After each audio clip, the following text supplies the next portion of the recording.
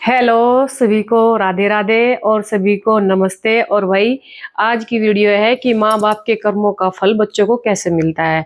और भाई जो नए हैं वो चैनल को सब्सक्राइब कर ले और वीडियो को लाइक करा करो और कमेंट सेक्शन में वीडियो के बारे में लिखा करो। और वीडियो के बारे में लिखकर पूरी वीडियो देखा करो, तभी वीडियो के बारे में आपको पता चलेगा। तो माँ बाप के कर्मों का फल बच्चों को कैसे मिलता है, तो देखो हमें इतने अच्छे कर्म करने चाहिए। कोई ये सोचता है कि हम सबका किसी का गला काट के या किसी के साथ छल कपट करके अपने बच्चों को अमीर बना देंगे, तो वही ऐसे तो देख बिल्कुल भी अमीर नहीं बनते बच्चे। देखो आप अच्छे कर्म करोगे, आप किसी के बच्चे लेगे तो तभी। देखो हमें ये नहीं पता टाइम का और उस ऊपर वाले की लाठी का तो कोई पता ही नहीं चलता कब उसकी लाठी कहाँ कैसे कब लग जाए। तो देखो कर्म ऐसे करो जो मतलब हमारे साथ और हमारे बच्चों के साथ भी अच्छे हो। तो ऐसी एक कहावत है कि मतलब कोई आदमी था, वो 50 रुपए कमा कर लाया करा था। मतलब उस 50 रुपए में से 25% तो वो दान कर देता था, 25% अपने घर में अपने बच्चों को पालन पोषण में लगा देता था। तो ऐसे ही वो कमाता गया तो उसके बच्चे ये पूछते थे, पापा आप 25 रुपए रोज दान कर दो और 25 रुपए में घर में ला कर दो। तो उन 25 रुपए की अगर वो चाहता तो सेविंग भी कर सकता था, क्योंकि आजकल के जो लोग हैं वो सब सेविंग के पीछे ही है। कोई मरता मरे जीता जिए, किसी को कोई परवाह नहीं है किसी की भी। तो ऐसे ही उसकी घरवाली भी उसको बोलती थी, लेकिन वो किसी की नहीं मानता था। तो फिर वो एक दिन उसकी दुर्घटना हो जाती है किसी कारण। तो जब दुर्घटना हो गई तो उसकी बीवी उसकी घर बच्चे वो सब मतलब ऐसे ही भूखे मरने लगे। पूछा कि भाई अब तो कमाने वाला इकलौता इंसान था, वही चले गया। तो बच्चे एक लड़का था, वो पूछने लगा अपनी माँ से कि माँ अब तो हमारे घर में कोई मतलब पैसा वैसा भी नहीं आ रहा, तो ऐसे कैसे काम चलेगा। तो पापा आए क्यों नहीं आए वापसी, मतलब उसको पता नहीं था ना कि नहीं बेटा अब आने का नहीं, तेरे पापा तो भगवान जी के पास चले गए। तो लड़का ऐसे ही अपनी माँ को बिना बताए ऐसे चले जाता है, कह रहा कि मैं भगवान जी से लेकर आऊंगा अपने पापा को। तो उसको देखो ऐसे कई मतलब ऐसे रिश्ते मिलते हैं रास्ते में, जो उससे मतलब उनकी मुलाकात होती है। तो सबसे पहले उसको एक पेड़ मिलता है, विशाल पेड़, जो मतलब काफी पुराना पेड़ था आम का। तो बोलता है वो आम मतलब इंसान की मतलब आवाज निकाल के कि भैया आप कहाँ जा रहे हैं, इतना अच्छा इतना क्यूट बालक हमने देखा नहीं। तो कहने लगा मैं भगवान जी के पास जा रहा, मेरे पापा जो है वो भगवान जी के पास जा लिए। तो मैं भगवान जी से तो कह रहा है कि मेरा भी एक काम करना, तो भगवान जी से ये पूछ के आना कि भाई मुझे इस योनि से छुटकारा कैसे मिलेगा। तो कह रहा ठीक है। फिर आगे चलता है, एक किसान होता है वो कुआं खुदवाए रखता है। तो वो भी पूछता है कि भाई ऐसा बालक मैंने रास्ते में देखा नहीं, आप कहाँ जा रहे हो। कह रहा मैं भगवान जी से अपने पापा को लेने के लिए जा रहा। तो कह रहा भाई हमारा एक काम करके आना, ये पूछ के आना हम ये कुआं खुदवा रहे इतने दिन से, इसमें पानी क्यों नहीं आ रहा सबके लिए। तो फिर आगे ऐसे चलता है, उसको एक अजगर मिलता है। तो वो भी बहुत काफी साल पुराना हो जाता है, मतलब उसका शरीर झरझर हो जाता है। तो वो पूछता है कि मुझे इस योनि से छुटकारा ही नहीं मिल रहा बिल्कुल भी, तो मेरे भी बारे में भगवान जी से पूछ कर आना। तो ऐसे चलता जाता है, उसको एक बुगला मिलता है मरा हुआ। तो उसकी आत्मा को मोक्ष प्राप्त नहीं होता। वो भी पूछता है कि मेरी आत्मा को मोक्ष प्राप्त नहीं हुआ बिल्कुल भी, तो ये पूछ के आना कि मैं ऐसे मतलब क्यों तड़फ रहा हूँ, क्यों मेरा शरीर भी इतना बेकार हो रहा सब कुछ। तो वो ऐसे ही भगवान के पास इतने सारे सवाल होते हैं, लेकर चले जाता है। तो भगवान जी से पूछता है, तो देखो कोई एक बार आदमी चला गया मर गया, वो वापस नहीं आता बिल्कुल भी। ये विधि का विधान भी है और ये नियम भी है देखो। तो क्योंकि एक बार आत्मा अगर शरीर को छोड़ दे तो वो छोड़ ही देती है, फिर वापस नहीं आती आत्मा। तो ऐसे ही वो चलेगा, भगवान जी से सवाल जवाब करे जो भी। तो पूछा तो भगवान जी ने कह दिया भाई अब तो जाएगा नहीं बिल्कुल भी, क्योंकि आपका जब तक इनके साथ आपका रिश्ता था तब तक था, अब आगे रिश्ता नहीं है।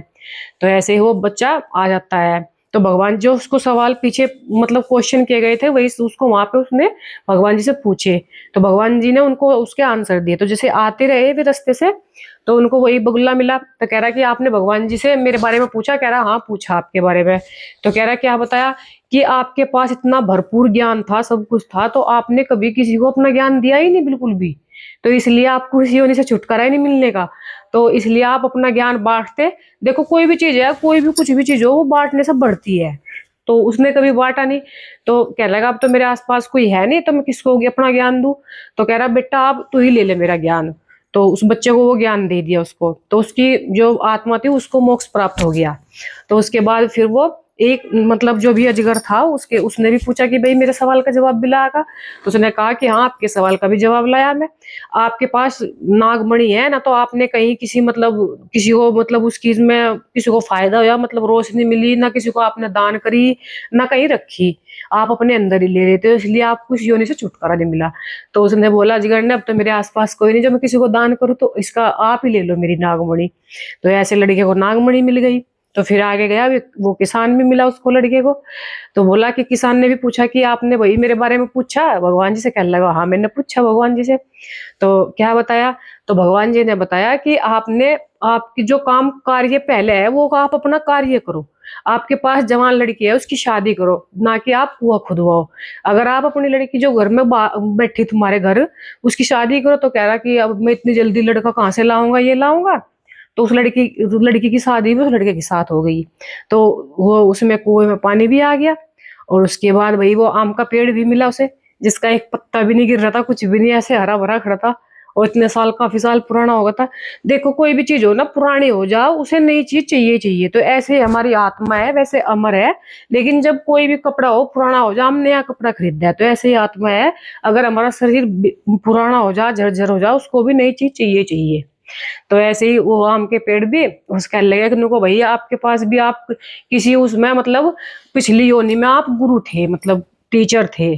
तो आपने ना कि बच्चों को पढ़ाने की बजाय अपने घर में रखा, उनसे फीस भी पूरी ली, और उन्हें पढ़ाया भी नहीं, अच्छा ज्ञान नहीं दिया, मतलब उनसे घर के काम कराए। तो इसलिए आपको इस योनि से छुटकारा नहीं मिल रहा।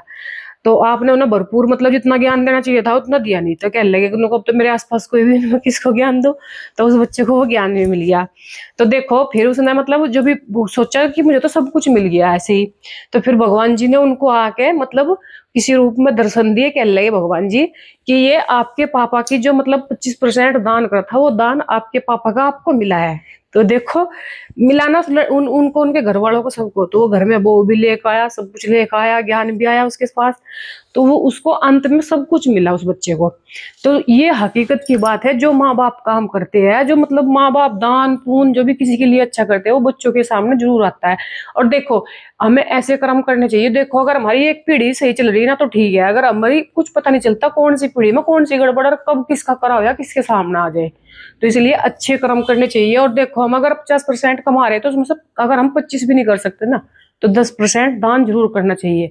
और बड़े बुजुर्गों की सेवा करनी चाहिए, और बच्चों का भी। और देखो ये कुछ नहीं जाने वाला, ये जो धन दौलत है अपने साथ कुछ नहीं जाने का, एक दान है ना, वही जा रहा है अपने साथ। और वही देखो, हम किसी को भी, बड़े बुजुर्ग को हो, किसी को खाना खिलाते हैं, तो ये बोलते हैं कि आपके पोता पत्ती बने रहे, आपके बच्चे बने रहे, तो वो यही दुआ देते हैं ना, और तो कोई दुआ नहीं देते।